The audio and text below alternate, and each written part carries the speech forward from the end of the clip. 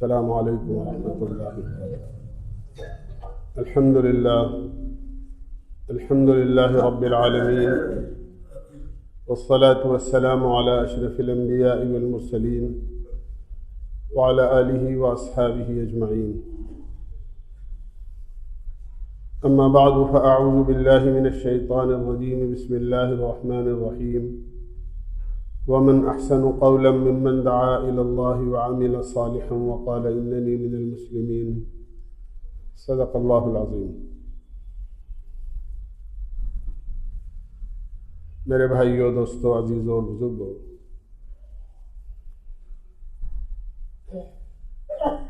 حضور اکرم صلی اللہ علیہ وسلم محسن انسانیت ہے۔ آپ ساری کائنات کے لیے اور خاص طور سے انسان جو اشرف المخلوقات ہے اس کے لیے محسن بن کر تشریف لائے ہیں۔ آپ کے احسانات امت پر اتنے زیادہ ہیں کہ ساری امت مل کر بھی آپ کے احسانات کا کوئی بدلہ دینا چاہے تو بدلہ نہیں دے سکتی۔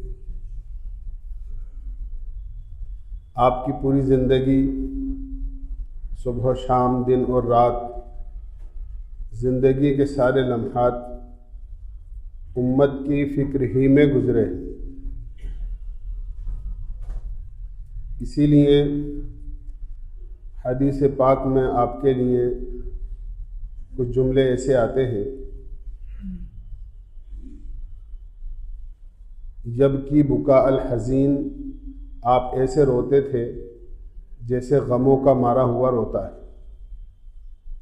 یتململ کتململ السلیم، آپ ایسے تڑپتے تھے جیسے بچھو کا یا سانپ کا ڈسا ہوا تڑپتا ہے۔ یہ کوئی کسی دنیا کا یا کسی خاندان کا یا اپنی ذات کا کوئی غم نہیں تھا، بلکہ یہ پوری انسانیت اور امت کا غم تھا۔ اور غم بھی اس بات کا تھا کہ پوری انسانیت اللہ کے عذاب سے بچ جائے اور جنت میں چلی جائے، اس بات کی فکر تھی۔ اسی لیے ایک حدیث میں آتا ہے، اللہ کے نبی علیہ الصلاۃ والسلام نے ارشاد فرمایا، میری اور تمہاری مثال ایسی ہے جیسے کسی نے آگ جلائی اور اس آگ کے شعلے اٹھنے لگے اور آگ بہت زیادہ کثیر تعداد میں ہو گئی۔ اب چھوٹے چھوٹے پروانے آگ میں آ کر گرنے لگے، تو اب ان پروانوں کو روکا جاتا ہے، لیکن وہ پروانے آ کر آگ میں گر جاتے ہیں اور وہ مر جاتے ہیں، اپنی جان دے دیتے ہیں۔ فرمایا بالکل میں بھی اسی طرح، جہنم کی آگ گنہگاروں کے لیے جل رہی ہے اور میں تمہاری کمریں پکڑ پکڑ کر تمہیں آگ سے روکنا چاہتا ہوں، لیکن تم ہو کہ آگ میں گرے چلے جا رہے ہو۔ گویا اس بات میں اشارہ تھا کہ میں تمہیں جہنم کی آگ سے بچانے کے لیے اور جنت کے ہمیشہ کے راحت و آرام میں پہنچانے کے لیے دنیا میں آیا ہوں۔ اور ساری زندگی آپ نے اسی بات کی کوشش کی۔ جب کسی آدمی کو ایمان مل جاتا تھا تو وہ اللہ کے نبی علیہ الصلاۃ والسلام کے لیے انتہائی خوشی کا سبب بنتا تھا۔ ایک یہودی بچہ آپ کی خدمت کیا کرتا تھا، بہت دنوں سے وہ غیر حاضر رہا۔ آپ نے صحابہ سے پوچھا کہ وہ بچہ نہیں آتا آج کل؟ آپ سے کہا گیا کہ وہ بیمار ہے اور بہت سخت بیمار ہے۔ آپ خود اس کی عیادت میں تشریف لے گئے، دیکھا کہ وہ تو بالکل مرض الموت میں ہے، جاں کنی کا عالم ہے۔ آپ نے اس کی طرف دیکھ کر فرمایا کہ لا الہ الا اللہ محمد الرسول اللہ پڑھ لو۔ اس بچے نے اپنے باپ کی طرف دیکھا تو باپ نے یہ کہا کہ بیٹا یہ خیر کی بات اور اچھی بات بتا رہے ہیں، ان کی بات مان لو۔ اس بچے نے لا الہ الا اللہ محمد الرسول اللہ پڑھا اور اس کا خاتمہ کلمہ پڑھنے کے بعد ہو گیا اور اس کا انتقال ہو گیا۔ اللہ کے نبی علیہ الصلاۃ والسلام تشریف لائے اور آپ نے 2 رکعت نماز صلاۃ الشکر پڑھی اور اللہ کا شکر ادا کیا کہ اللہ تیرا احسان ہے، تو نے اپنے ایک بندے کو جہنم سے بچا لیا، یعنی اس کو مرنے سے پہلے ایمان دے دیا۔ یہ اللہ کے نبی علیہ الصلاۃ والسلام کی فکر تھی، یہ آپ کا غم تھا۔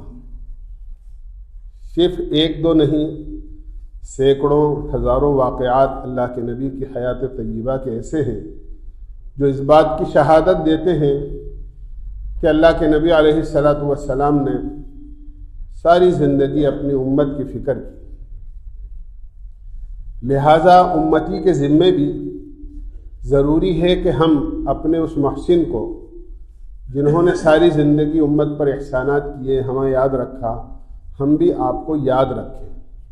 اور آپ کو یاد رکھنے کا ایک بہت بڑا عمل حدیث پاک میں بتایا گیا ہے کہ ہم اللہ کے نبی علیہ الصلاۃ والسلام پر درود کثرت سے پڑھا کریں۔ یہ ایک عمل ہے اللہ کے نبی علیہ الصلاۃ والسلام کو یاد رکھنے کا، اور یہ اتنا اونچا عمل ہے اور اتنی بڑی عبادت ہے کہ اللہ تعالیٰ نے قرآن کریم کی جس آیت میں ایمان والوں کو اللہ کے نبی علیہ الصلاۃ والسلام پر درود و سلام پڑھنے کا حکم دیا ہے، اس میں ایک عجیب انداز اختیار کیا ہے۔ اللہ تعالیٰ فرماتے ہیں ان اللہ وملائکتہ یصلون علی النبی، اللہ اور اس کے فرشتے جناب رسول اللہ صلی اللہ علیہ وسلم پر درود بھیجتے ہیں۔ ایمان والو تم بھی آپ پر درود و سلام بھیجا کرو۔ اس آیت میں 2 باتوں کی طرف اشارہ کیا ہے۔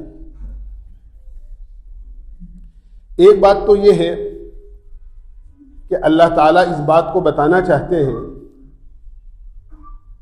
کہ تم جو اللہ کے نبی علیہ الصلاۃ والسلام پر درود و سلام بھیجو گے، اللہ کے نبی کو تمہارے درود و سلام کی ضرورت نہیں ہے، اس لیے کہ اللہ اور اس کے فرشتے تو پہلے سے ہی آپ پر درود و سلام بھیج رہے ہیں اور تسلسل کے ساتھ بھیج رہے ہیں۔ ایک روایت میں آتا ہے اللہ کے نبی علیہ الصلاۃ والسلام کے روز اطہر پر 70,000 فرشتے صبح اترتے ہیں اور صبح سے لے کے شام تک آپ پر درود و سلام پڑھتے رہتے ہیں۔ شام کو یہ فرشتے چلے جاتے ہیں اور شام ہونے کے بعد 70,000 فرشتے اتر جاتے ہیں جو پوری رات صبح تک آپ پر درود و سلام پڑھتے رہتے ہیں۔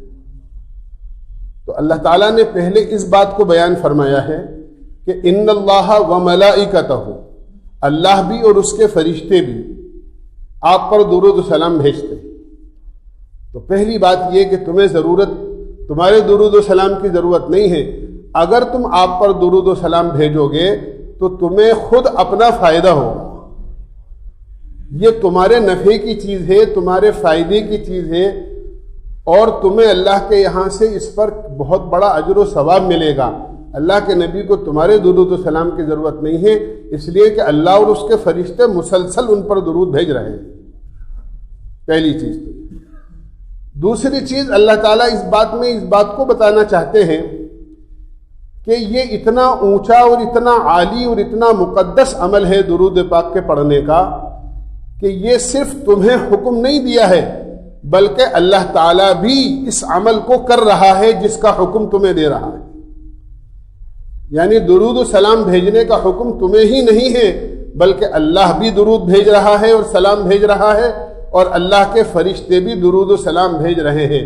گویا اس عمل میں اللہ اور اس کے فرشتے بھی تمہارے ساتھ شریک ہیں۔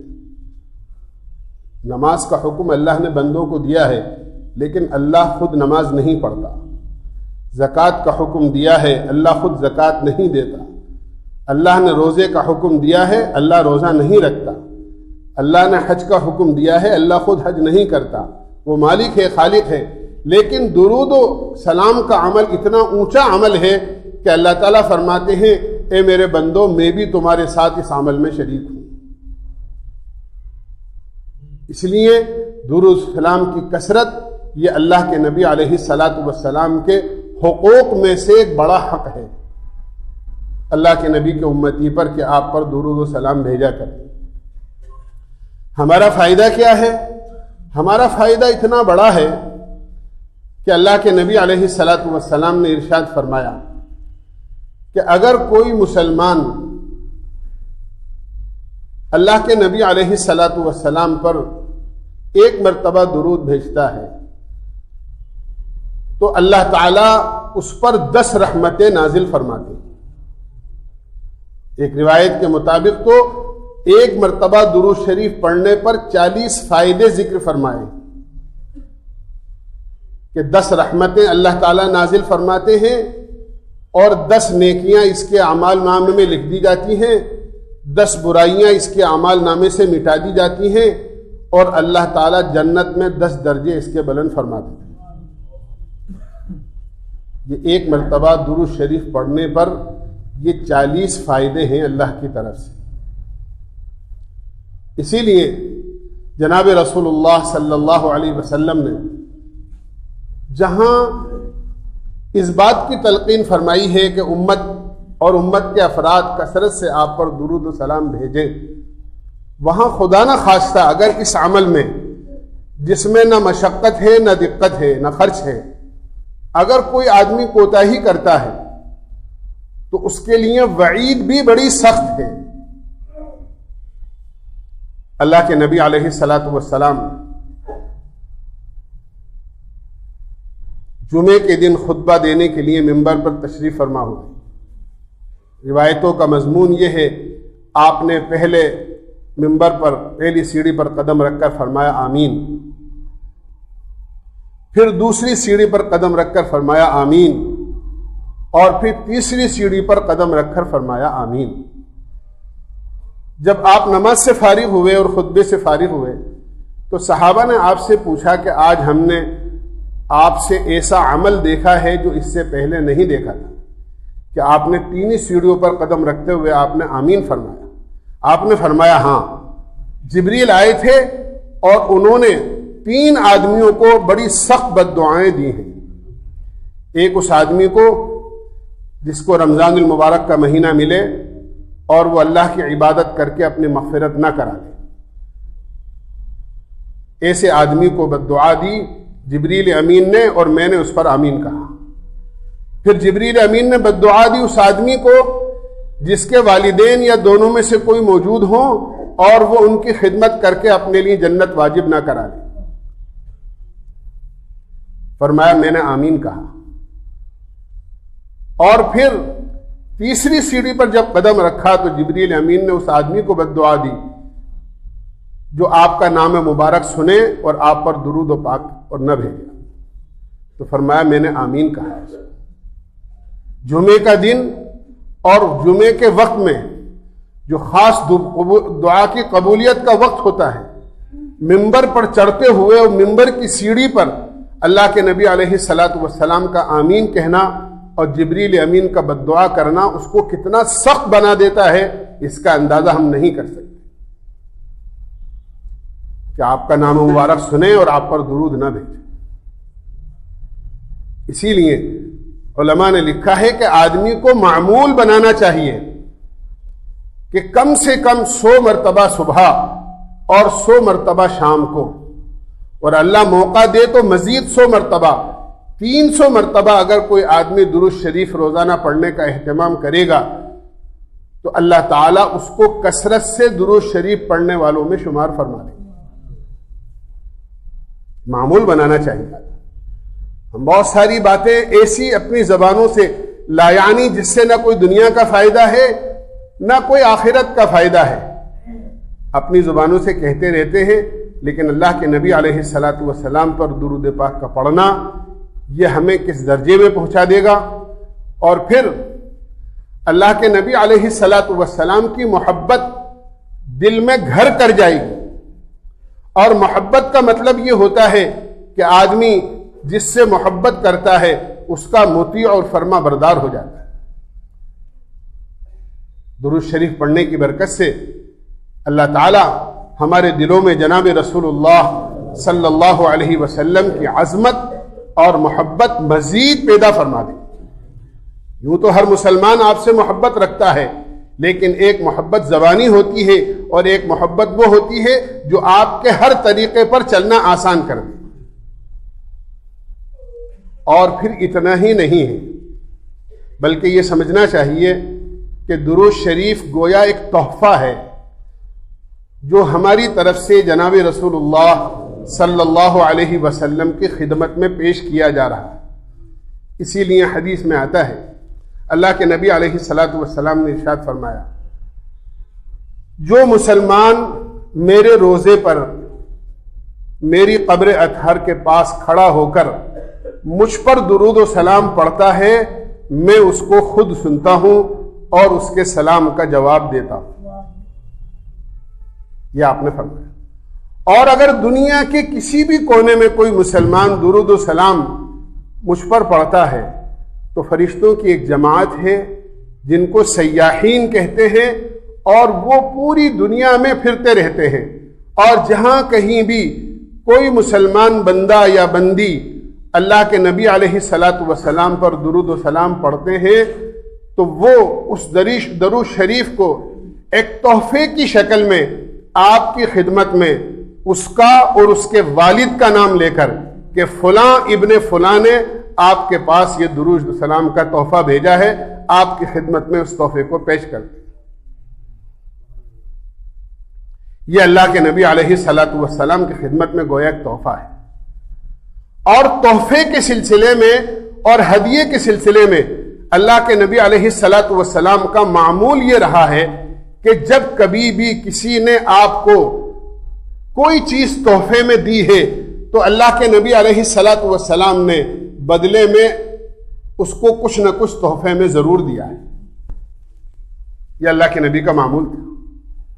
ایک عورت مدینہ منورہ سے کچھ فاصلے پر رہا کرتی تھی اور گاؤں سے اور دیہات سے سبزیاں بیچنے کے لیے مدینہ منورہ شہر میں آیا کرتی تھی روزانہ صبح۔ ایک دن وہ کچھ بیر لے کر آئی بیچنے کے لیے، تو اس نے اپنی چھوٹی بچی کو کچھ بیر دیے کہ جاؤ، میرے پاس تو یہی ہے، میری زندگی کا سامان ہی یہ ہے کہ سبزیاں بیچتی ہوں اور اس قسم کے معمولی پھل بیچ کر اپنا گزارا کرتے ہیں ہم لوگ، لہذا یہ بیر اللہ کے نبی کی خدمت میں تحفے میں پیش کر دو۔ اللہ کے نبی علیہ الصلاۃ والسلام کی خدمت میں جب اس کی چھوٹی بچی نے وہ بیر لے جا کر پیش کیے، آپ نے بہت خوشی سے اس کو قبول کیا اور آپ اس کو لے کر بہت خوش ہوئے، اور قریب ہی میں آپ کے پاس میں کچھ جواہرات رکھے ہوئے تھے، ہیرے موتی رکھے ہوئے تھے، آپ نے اتنی ہی مقدار میں اپنے ہاتھوں میں ان کو بھرا اور اس بچی کو دے دیا اور کہا کہ جاؤ تمہاری امی کو دے دینا دیا۔ تو یہ آپ کا معمول تھا کہ جب کوئی چیز آپ کو تحفے میں دی جاتی تھی تو آپ اس کا کچھ نہ کچھ بدلہ ضرور دیا کرتے تھے۔ اگر کوئی آدمی درود شریف کا تحفہ اللہ کے نبی علیہ الصلاۃ والسلام کی خدمت میں اگر پیش کرتا ہے تو اللہ کے نبی علیہ الصلاۃ والسلام اس کے بدلے میں کیا دیتے ہیں، اس کے بارے میں جناب رسول اللہ صلی اللہ علیہ وسلم نے خود ارشاد فرمایا کہ جو آدمی مجھ پر کثرت سے درود شریف پڑھے گا، کل قیامت میں اللہ کے دربار میں میں اس کی سفارش کر کے اس کو جنت میں داخل کراؤں گا۔ یہ اس درود شریف کا بدلہ ہے۔ چنانچہ روایتوں میں آتا ہے کہ ایک آدمی کے اعمال تولے جائیں گے، اس کی نیکیوں کا پلڑا ہلکا ہو جائے گا اور گناہ اس کے بھاری ہو جائیں گے، اور اس کو یقین ہو چکے گا کہ اب میرے لیے ہلاکت میں کوئی شبہ نہیں ہے، اس لیے کہ برائیاں میری زیادہ ہو گئیں اور نیکیاں میرے پلڑے میں ہلکی ہو گئی، اور وہ انتہائی غم اور پریشانی کے عالم میں ہوگا۔ اتنے میں ایک شخص وہاں آئیں گے، اپنی جیب سے ایک پرزہ نکالیں گے اور نیکیوں کے پلڑے میں رکھیں گے، نیکیوں کا پلڑا وزنی ہو جائے گا اور اس آدمی کے بارے میں جنت کا فیصلہ ہو جائے گا۔ یہ آگے بڑھ کر پوچھے گا، اللہ آپ پر رحم کرے، آپ کون ہیں اور یہ اتنا بڑا احسان میرے اوپر کہ جبکہ مجھے ہلاکت کا اندیشہ ہو چکا تھا آپ نے میری نیکیوں کے پلڑے کو جھکا دیا، اور یہ کیا چیز تھی جو آپ نے نیکیوں کے پلڑے میں رکھی جس کی وجہ سے میری نیکیوں کا پلڑا جھک گیا؟ تو اللہ کے نبی علیہ السلام فرمائیں گے ارے مجھے نہیں پہچانتا، میں تیرا نبی ہوں، اور یہ وہ درود شریف ہے جو تو نے دنیا میں مجھ پر پڑھا تھا، آج میں نے اس کا بدلہ تجھے چکا دیا ہے۔ تو اس درود شریف پڑھنے کا اتنا عظیم تحفہ کہ قیامت کا دن جو نفسی نفسی کا عالم ہوگا، ہر آدمی اپنی فکر کے اندر ہوگا، جناب رسول اللہ صلی اللہ علیہ وسلم شفاعت کے طور پر اس درود شریف کا بدلہ اپنے امتی کو چکائے۔ یہی درود شریف پڑھنا ہمارے لیے اللہ کے ہاں مغفرت کا ذریعہ اور سبب بنے گا۔ اس لیے ہمیں چاہیے کہ اللہ کے نبی علیہ السلام پر کثرت سے درود شریف پڑھا کریں، معمول بنا کر میں نے عرض کیا، اور وہ درود شریف پڑھیں جو حدیث میں ذکر کیے گئے ہیں۔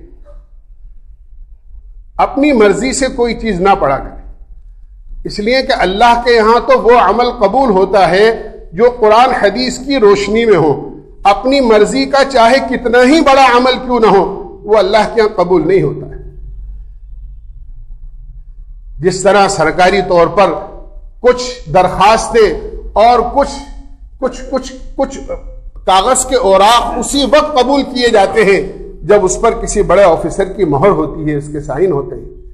جس عمل پر جناب رسول اللہ صلی اللہ علیہ وسلم کی قرآن اور حدیث کی مہر ہوگی، اللہ اسی عمل کو قبول فرمائے، ورنہ وہ عمل کتنا ہی اچھا ہماری نظر میں کیوں نہ ہو، وہ عمل اللہ کے یہاں رد کر دیا جائے۔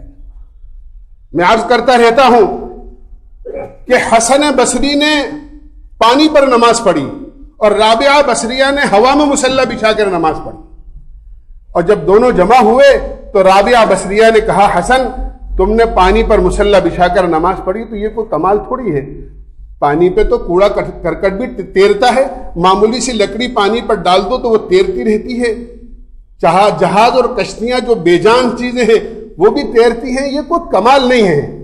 اور اگر میں نے ہوا میں مصلی بچھا کر نماز پڑھی تو یہ بھی کوئی کمال نہیں ہے، ہوا کے اندر تو مکھی مچھر اور چیل کوے بھی اڑتے ہیں۔ حسن کہنے لگے رابعہ پھر کیا کمال ہے؟ تو رابعہ کہنے لگی اللہ کے نبی کے طریقے پر سنت کے مطابق نماز پڑھنا یہی کمال تھا۔ تو جو عمل اللہ کے نبی کے قرآن حدیث کی روشنی میں ہوگا اللہ تعالیٰ اسی کو قبول فرمائے۔ وہ درود شریف پڑھنے چاہیے جو حدیث میں ثابت ہے اللہ کے نبی سے۔ سب سے افضل وہ درود شریف ہے جو کہ نماز میں پڑھا جاتا ہے۔ التحیات کے بعد میں آخر قاعدے میں درود ابراہیم ہم پڑھتے ہیں، وہ سب سے افضل درود شریف ہے۔ اگر آدمی پڑھنا چاہے تو وہ درود شریف پڑھے، اور وہ دونوں مل کر اللہم صلی اور اللہم بارک دونوں مل کر ایک درود شریف ہے، یہ پڑھے آدمی۔ اس کے علاوہ بہت سارے درود شریف ہیں جن کے الگ الگ فضائل احادیث میں آئے ہیں، آدمی اس کو تلاش کر کے احادیث میں علماء سے معلوم کر کے وہ درود شریف پڑھے، اپنی مرضی سے نہ پڑھے، اس لیے کہ کتابوں میں بہت ساری غیر معتبر درود شریف بھی لکھے ہوئے ہیں، کہیں درود تاج کے نام سے لکھا ہوا ہے، کہیں درود لکھی کے نام سے لکھا ہوا ہے۔ اس قسم کے بہت سارے درود شریف ہیں جو لوگوں کے اپنے بنائے ہوئے ہیں، قرآن حدیث سے ان کا کوئی ثبوت نہیں ملتا ہے، اس لیے وہی درود شریف پڑھنے چاہیے جو حدیث سے ثابت ہیں اور حدیث میں وارد ہوئے ہیں۔ جیسا کہ ایک روایت میں آتا ہے اللہم صلی علی محمد النبی الامی وعلی آلہ وسلم تسلیما، اگر کوئی مسلمان جمعے کے دن عصر کی نماز کے بعد 80 مرتبہ اس کو پڑھ لے تو اللہ تعالیٰ اس کے 80 سال کے گناہ معاف کر دے۔ اور پھر درود شریف پڑھنا اللہ کے نبی علیہ السلام کی زیارت کا سبب بھی بن جاتا ہے۔ ہر ایک کی خواہش ہوتی ہے کہ اللہ کے نبی علیہ السلام کی مجھے زیارت ہو جائے، خواب میں اللہ کے نبی علیہ السلام کا دیدار ہو جائے، ہر مسلمان کی خواہش ہوتی ہے۔ لیکن یہ عمل بھی اللہ کے نبی پر کثرت سے درود کے ساتھ تعلق رکھتا ہے۔ ایک بزرگ گزرے ہیں علامہ سیوطی رحمۃ اللہ علیہ، بڑے مفسر ہیں، بڑے محدث ہیں، بڑی بڑی کتابیں انہوں نے لکھی ہیں، ہر فن میں کتابیں لکھی ہیں، بہت بڑے اللہ والے تھے۔ ایک کتاب مجمع البحرین کے نام سے انہوں نے لکھی، 80 جلدوں میں قرآن شریف کی تفسیر ہے۔ بہرحال بڑے عالم تھے۔ اللہ کے نبی علیہ السلام کی زندگی میں 35 مرتبہ زیارت ہوئی۔ کسی نے پوچھا کہ آپ کو اللہ کے نبی علیہ الصلاۃ والسلام کی زیارت اتنی مرتبہ حاصل ہوئی، کون سا عمل ایسا کرتے ہیں؟ فرمایا صرف 2 عمل ہیں، باقی کوئی خاص عمل میں نہیں کرتا ہوں۔ ایک یہ کہ اللہ کے نبی علیہ الصلاۃ والسلام پر کثرت سے درود پڑھتا ہوں، کثرت سے اللہ کے نبی پر درود پڑھتا ہوں۔ دوسرے کوئی عمل اللہ کے نبی کے طریقے اور سنت کے خلاف نہیں کرتا، کوشش یہ کرتا ہوں کہ کوئی بھی کام کروں سنت کے مطابق کروں۔ فرمایا 2 عمل کرتا ہوں، اس دونوں عملوں کی برکت سے اللہ تعالیٰ نے زندگی میں 35 مرتبہ دیدار اللہ کے نبی علیہ الصلاۃ والسلام کا کر۔ اس لیے میرے بھائیوں، دوستو، بزرگوں، ہم بھی امتی ہیں، اس لیے ہمیں بھی چاہیے کہ ایک معمول بنائیں اور روزانہ صبح و شام کم سے کم میں نے عرض کیا کہ 100 مرتبہ صبح اور 100 مرتبہ شام ضرور درود شریف پڑھنے کا اہتمام کریں۔ اس سے انشاءاللہ ہمارا ہی فائدہ ہے، اللہ کے یہاں سے اجر و ثواب بھی ملے گا اور قیامت میں اللہ کے نبی کی شفاعت بھی نصیب ہوگی۔ اللہ ہمیں عمل کی توفیق نصیب فرمائے۔ وآخر دعوانا